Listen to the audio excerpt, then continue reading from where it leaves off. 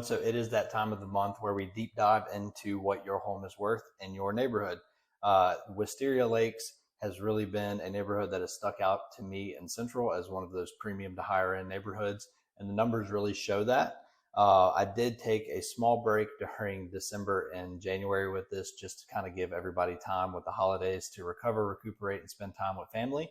That is a major priority in my life. And so just taking a break from these really made an impact in that time.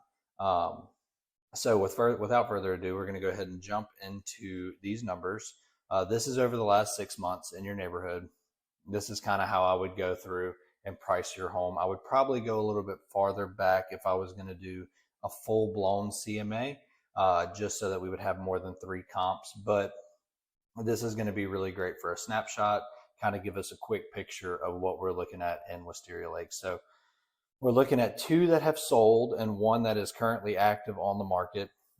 We'll go ahead and look at the solds first, so we can see 2,100 square foot, 2,200 square foot. So those are very comparable there. Whether those are, comparable with upgrades, if one of them has a swimming pool, things like that, I can't tell from this form, but that will have an effect on price. So average days on market we're looking at is 25, 30, and 21 for these 2. List price of $363 for this one, or they're both on Wisteria Lakes Drive, but $363 for this one, and we sold it for $363 at a price per square foot of $170, which is, in my opinion, higher than the average that we see in Central, which is great news for the homeowners in Wisteria Lakes. Coming down to this second one, they listed at $4,099, so we'll call it $410, and they sold it for $395. So that would be an average of what I would call in this market, about $10,000, $15,000, $20,000 in concessions or reduce in asking price.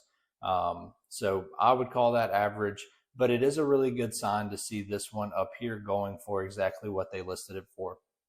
That tells me that y'all's neighborhood is very desirable. The lack of comps tells me that when people move into Wisteria Lakes, they're there for the long haul. This is a place where people go to raise their children and start a family and that type of thing. We're kind of out of the starter home. I say kind of, we are out of the starter home price range, which again is great for home ownership, because that your neighbors, when they move in, they're probably going to be there for quite some time. So it cultivates those relationships, that type of thing. An average list price in the neighborhood of $173, an average sold price of $379, and that's just from these 2 having a little bit of a discrepancy that we're seeing. That kind of split the difference between those 2.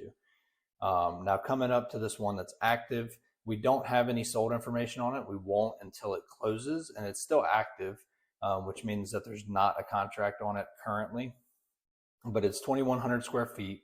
It's been on the market for 80 days, which kind of raises an eyebrow for me.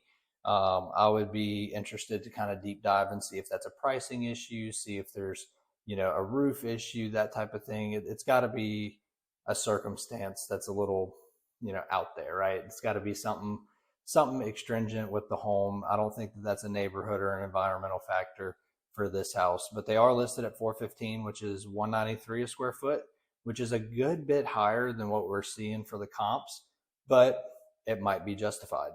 That house could have a crazy outdoor kitchen with a swimming pool and a cabana and everything else that you could ever dream for in a house, and that's why they have that ask price, which could also result in the longer days on market. It could be one of 2 things with that. It could be overpriced or just high price in general, right? Because if it's justified, it's justified. If it's not, that's where the issues kind of start to come in. So if you are thinking of buying or selling any type of real estate in 2024, please don't hesitate. Reach out. All of my information is in the email that you received this video in, as well as the description of this video. So I would love to kind of deep dive into your home and see what we would be able to get for it on the market. It would take about a day or 2, completely free, no skin off your back, no sweat off mine. So reach out, give me a call, let me know.